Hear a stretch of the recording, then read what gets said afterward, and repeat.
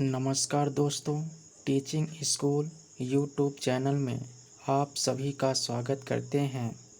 MP TET previous year paper की श्रृंखला में आज 9वां टेस्ट अपन करेंगे। जिन्होंने अभी तक 8 टेस्ट नहीं किए हैं वो ज़रूर करें। आज का पहला क्वेश्चन है, निम्नलिखित में से कौन सा कथन सत्य है। पहला है, वृद्धि केवल एक मानसिक प्रक्रिया है। दूसरा, आनुवंशिकता अधिगम प्रक्रिया को प्रभावित नहीं करती है। तीसरा, विकास केवल एक मात्रात्मक प्रक्रिया है। और चौथा है, अधिगम व्यवहारिक परिवर्तनों की प्रक्रिया है।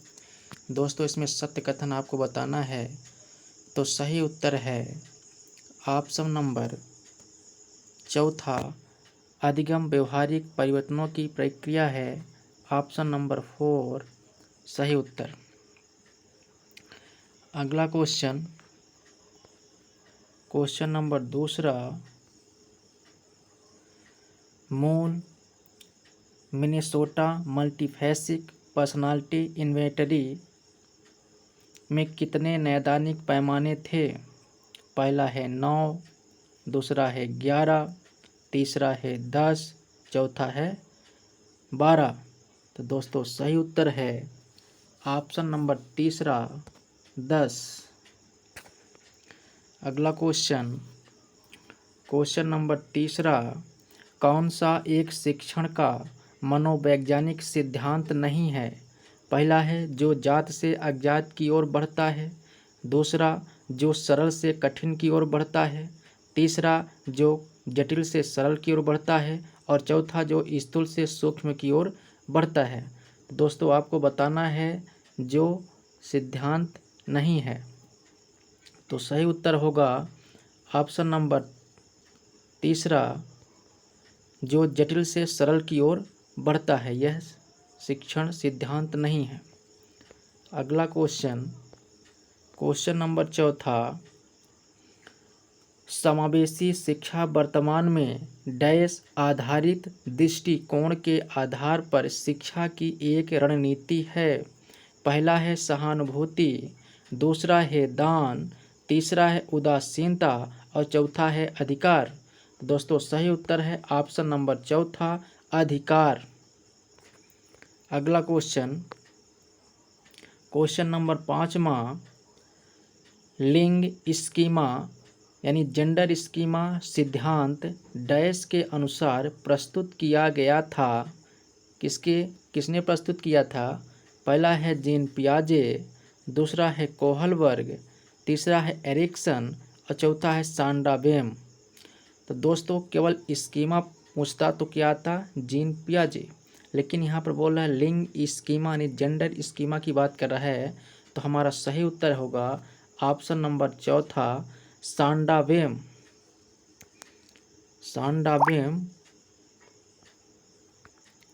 अगला क्वेश्चन है क्वेश्चन नंबर 6, वाइगोत्स्की के सिद्धांत के अनुसार सामाजिक अधिगम के समर्थन करने के लिए सबसे उपयुक्त निर्देश डैश है। पहला है पाठ्यक्रम, दूसरा है छात्र कार्य पर एक साथ काम करते हैं, तीसरा है छात्रों के व्यक्तिगत कार्य और चौथा है पारंपरिक शिक्षण। दोस्तों वाइगोत्स्की के अनुसार बच्चा सामाजिक अधिगम की बात कर रहा है, तो सबसे अच्छा किस में सीखेगा, पाठ्यक्रम से, कि छात्र कार्य पर एक साथ काम करते हैं, तीसरा है छात्रों की व्यक्तिगत कार्य की, चौथा पारंपरिक शिक्षण। दोस्तों सही उत्तर है ऑप्शन नंबर दूसरा, छात्र कार्य पर एक साथ काम करते हैं। अगला क्वेश्चन नंबर चौथा, ऐसे परीक्षण क्या कहलाते हैं जो भाषा आधारित तर्क शक्ति पर निर्भर करते हैं। पहला है परिशुद्धता परीक्षण, दूसरा है संस्कृति अनुकूल परीक्षण, तीसरा है मौखिक परीक्षण और चौथा है सांकेतिक परीक्षण। दोस्तों सही उत्तर है ऑप्शन नंबर तीसरा, मौखिक परीक्षण। अगला क्वेश्चन क्वेश्चन नंबर 8, व्यक्तित्व के किस पहलू से बच्चे के आउट गोइंग होने की संभावना बढ़ जाती है? पहला है बहिर्मुखता, दूसरा है अंतर्मुखता, तीसरा है सामाजिकरण और चौथा है स्नायु विकृति। दोस्तों सही उत्तर है ऑप्शन नंबर पहला, बहिर्मुखता। अगला क्वेश्चन, क्वेश्चन नंबर 9, सामाजिक अधिगम के बंडूरा के 4 सिद्धांत इस प्रकार हैं। पहला है मेटाकॉग्निशन, ध्यान, जुड़ाव, प्रेरणा। दूसरा है प्रतिधारण, अनुभूति, ध्यान, प्रेरणा। तीसरा है ध्यान, प्रतिधारण, प्रजनन, प्रेरणा। चौथा है ध्यान, जुड़ाव, सहयोग और प्रेरणा। तो दोस्तों सही उत्तर है ऑप्शन नंबर तीसरा, ध्यान, प्रतिधारण, प्रजनन और प्रेरणा। अगला क्वेश्चन, क्वेश्चन नंबर 10, किशोर अपनी स्वयं की छवि बनाते हैं और अपने स्वयं के विचारों को एकीकृत करते हैं कि वे किस तरह संदर्भित होना चाहते हैं। यह कहलाता है, पहला है संकट, दूसरा अहम पहचान, तीसरा है अहम आदर्श और चौथा है अहम। दोस्तों सही उत्तर है ऑप्शन नंबर दूसरा, अहम पहचान।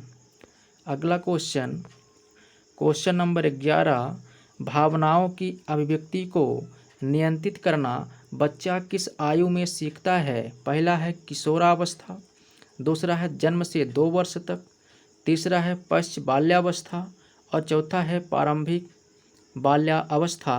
तो दोस्तों सही उत्तर है ऑप्शन नंबर चौथा, प्रारंभिक बाल्यावस्था।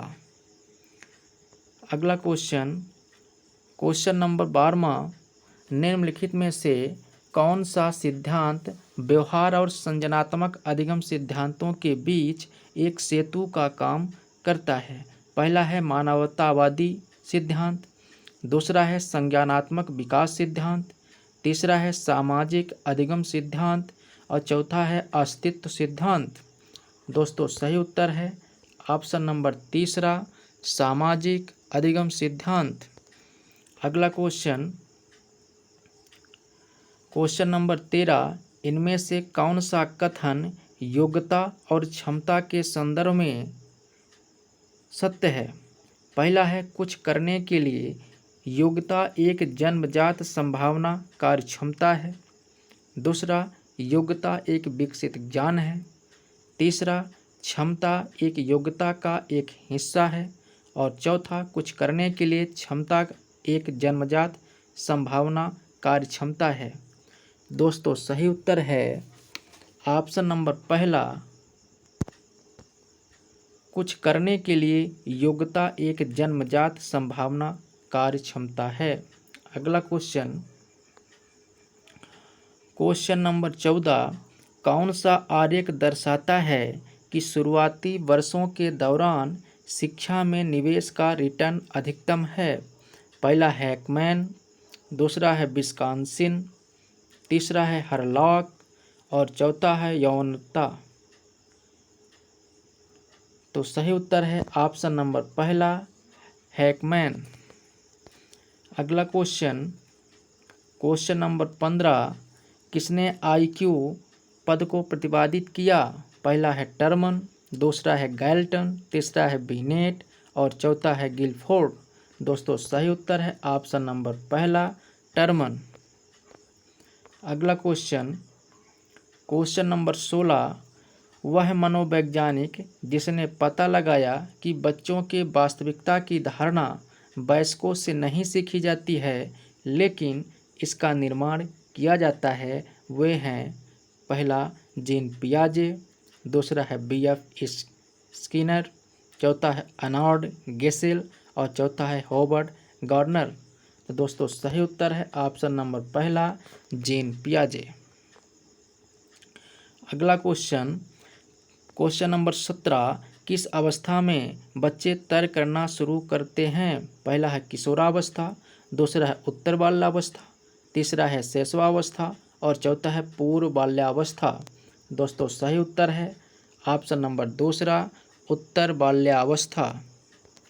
अगला क्वेश्चन नंबर 18, कक्षा में विविधता पर विचार करते समय शिक्षकों को समूह के दृष्टिकोण के बजाय एक डैश के दृष्टिकोण को ध्यान रखना चाहिए।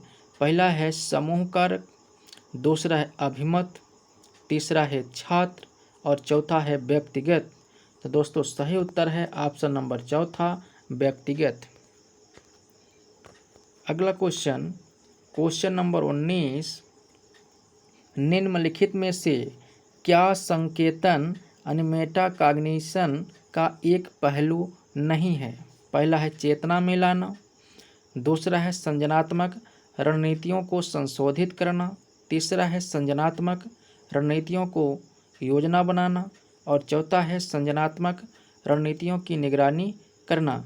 दोस्तों सही उत्तर है ऑप्शन नंबर पहला चेतना में लाना। अगला क्वेश्चन नंबर 20, निम्नलिखित में शिक्षण प्रक्रिया के बारे में क्या सत्य नहीं है। पहला है शिक्षण एक उद्देश्य के साथ अधिगम की प्रक्रिया है, दूसरा शिक्षण में अधिगम की पूरी प्रक्रिया नहीं होती है, तीसरा है शिक्षण के लिए औपचारिक बुनियाद की आवश्यकता नहीं है और चौथा है शिक्षण छात्र के आसपास केंद्रित होना चाहिए। तो दोस्तों सही उत्तर है ऑप्शन नंबर तीसरा शिक्षण के लिए औपचारिक बुनियाद की आवश्यकता नहीं है। अगला क्वेश्चन नंबर 21, निम्नलिखित में से क्या विचार विमर्श प्रक्रिया के लिए लागू नहीं होता है। पहला है असामान्य विचारों का सृजन, दूसरा है विचारों की आलोचना, तीसरा है नए के साथ आने के लिए विभिन्न विचारों को जोड़ना और चौथा है गुणवत्ता की तुलना में मात्रा अधिक महत्वपूर्ण है। तो दोस्तों सही उत्तर है ऑप्शन नंबर दूसरा विचारों की आलोचना। अगला क्वेश्चन नंबर 22, मार्टिन और हेल्वर्सन के अनुसार जब छोटे बच्चों ने लिंग के असंगत व्यवहार का अवलोकन किया तो उनमें यह प्रवृत्ति थी। पहला स्मृति की विकृति, दूसरा एक सटीक स्मृति, तीसरा है व्यवहार की अस्वीकृति और चौथा है व्यवहार की नकल। तो सही उत्तर है दोस्तों ऑप्शन नंबर पहला स्मृति की विकृति। अगला क्वेश्चन, एनोरेक्सिया नर्वोसा से ग्रसित बच्चों को विशिष्ट रूप से क्या समस्या होती है। पहला है आवेग नियंत्रण के साथ समस्याएं, दूसरा है शरीर प्रतिमा के साथ समस्याएं, तीसरा है कम शारीरिक व्यायाम और चौथा है अत्यधिक भोजन करना। दोस्तों सही उत्तर है ऑप्शन नंबर दूसरा शरीर प्रतिमा के साथ समस्याएं। अगला क्वेश्चन नंबर 24, टैगोर द्वारा एक कहानी को याद रखने में बच्चे की मदद करने की अधिक संभावना क्या है। पहला है कहानी का नैतिक, दूसरा है कहानी का आकार, तीसरा है अक्षरों का फॉन्ट और चौथा है शीर्षक का रंग। तो दोस्तों सही उत्तर है ऑप्शन नंबर पहला कहानी का नैतिक। अगला क्वेश्चन नंबर 25, सोने से पहले आहार से कैफीन और चीनी को समाप्त करना इसे सुनिश्चित करता है। पहला है तनाव में कमी, दूसरा है मांसपेशियों के बेहतर प्रकार, तीसरा है अच्छी नींद और चौथा है पोषक तत्वों का अच्छा अवशोषण। दोस्तों सही उत्तर है ऑप्शन नंबर तीसरा अच्छी नींद। अगला क्वेश्चन, आम तौर पर अर्थगत स्मृति यानी सिमेंटिक मेमोरी में जानकारी कैसे संग्रहित होती है। पहला है नेटवर्कों, दूसरा है कौशल, तीसरा है कार्यों, चौथा है समूहों। दोस्तों सही उत्तर है ऑप्शन नंबर पहला नेटवर्कों। अगला क्वेश्चन नंबर 27, मृदु मंदता मानसिक मंदता की श्रेणी है जिसे डैश का IQ होता है। पहला है 70 से 89 तक, दूसरा है 20 से 29 तक, तीसरा है 50 से 69 तक और चौथा है 30 से 49 तक। दोस्तों सही उत्तर है ऑप्शन नंबर तीसरा 50 से 69 तक। अगला क्वेश्चन नंबर 28, बच्चों की समस्याओं को सुलझाने के कौशल में सुधार करने के लिए निम्नलिखित में से क्या किया जा सकता है। पहला है उपयुक्त सभी, दूसरा है केवल विचारों के बारे में बात करने या लिखने के लिए बच्चों को आमंत्रित करें, तीसरा है बच्चों से केवल कहानियों के लिए चित्र बनाने को कहें और चौथा है केवल ब्लॉक और मॉडल का उपयोग करें। दोस्तों सही उत्तर है ऑप्शन नंबर पहला उपयुक्त सभी। अगला क्वेश्चन नंबर 29, समावेशी शिक्षा का अर्थ है स्कूल में सभी बच्चों के लिए शिक्षा समावेशी शिक्षा का अर्थ है, दूसरा बुद्धिमान बच्चों की शिक्षा, तीसरा गरीब बच्चों की शिक्षा और चौथा है अल्पसंख्यकों की शिक्षा। दोस्तों सही उत्तर है ऑप्शन नंबर पहला स्कूल में सभी बच्चों के लिए शिक्षा समावेशी शिक्षा का अर्थ है। अगला क्वेश्चन आज का लास्ट क्वेश्चन है क्वेश्चन नंबर 30 कि GAD इसका अर्थ है। पहला है आनुवांशिक चिंता रोग जेनेटिक एंजाइटी डिसीज, दूसरा है आनुवांशिक चिंता विकार जेनेटिक एंजाइटी डिसऑर्डर, तीसरा है सामान्यकृत चिंता विकार जनरलाइज्ड एंजाइटी डिसऑर्डर और चौथा है सामान्यकृत चिंता रोग जनरलाइज्ड एंजाइटी डिसीज। तो दोस्तों सही उत्तर है ऑप्शन नंबर तीसरा सामान्यकृत चिंता विकार जनरलाइज्ड एंजाइटी डिसऑर्डर।